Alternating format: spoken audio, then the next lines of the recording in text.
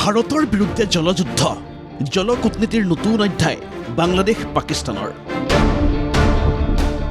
হয় হিন্দু জলচুক্তি বাতিল কৰি ভাৰতে পাকিস্তানৰ বিৰুদ্ধে কূটনৈতিক যুদ্ধ অব্যাহত ৰখাৰ সময়তে এইবেলি চৰ্চাত ভাৰতৰ পৰা বৈ গৈ বাংলাদেশত সোমোৱা তিস্তা নৈৰ পানী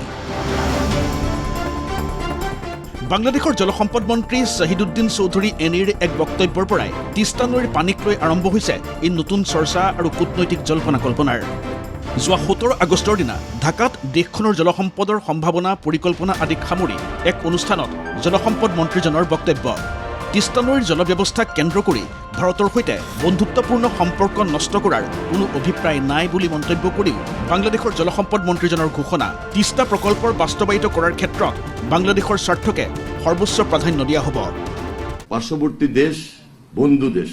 বন্ধু দেশেই তো বন্ধু দেশের স্বার্থ রক্ষা করবে কিন্তু এখন দেশের স্বার্থে জনগণের স্বার্থে আমাদেরকে এই চ্যালেঞ্জ নিয়েই তিস্তা চুক্তি এবং তিস্তা মহাপরিকল্পনা নামে হোক আমরা এই প্রকল্পটাকে বাস্তবায়ন করার স্বার্থে যা যা করা দরকার আমরা সেই বাস্তবায়নের দিকে এগিয়ে যাব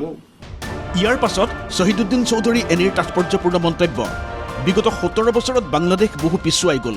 কিন্তু এতিয়া তিস্তা চুক্তিৰ বাস্তৱ ৰূপায়ণ আৰু তিস্তা প্ৰকল্পৰ দ্ৰুত বাস্তৱায়িতকৰণ অতি জৰুৰী হৈ পৰিছে বাংলাদেশৰ বাবে আৰু সেই উদ্দেশ্যত উপনীত হ'বলৈ আন দেশৰ সহায়ৰ প্ৰয়োজন হ'লে সেয়াও কৰা হ'ব বুলি উল্লেখ কৰে বাংলাদেশৰ জলসম্পদ মন্ত্ৰীজনে যদি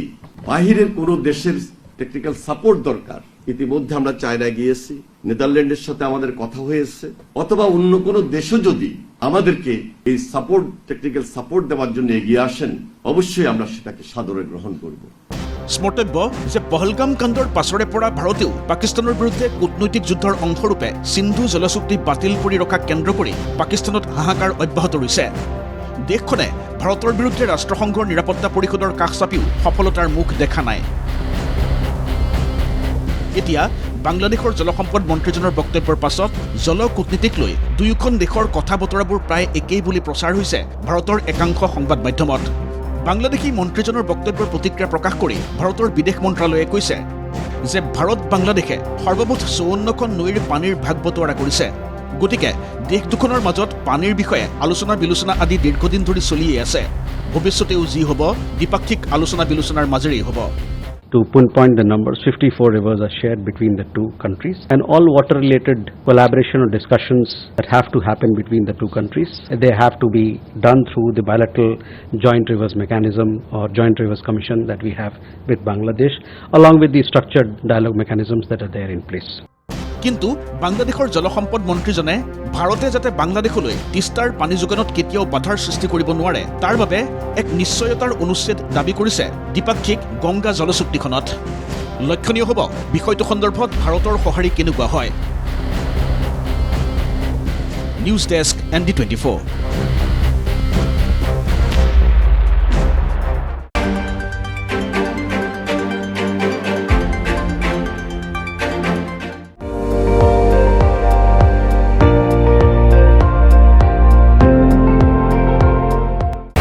আপুনি চাই আছে ND24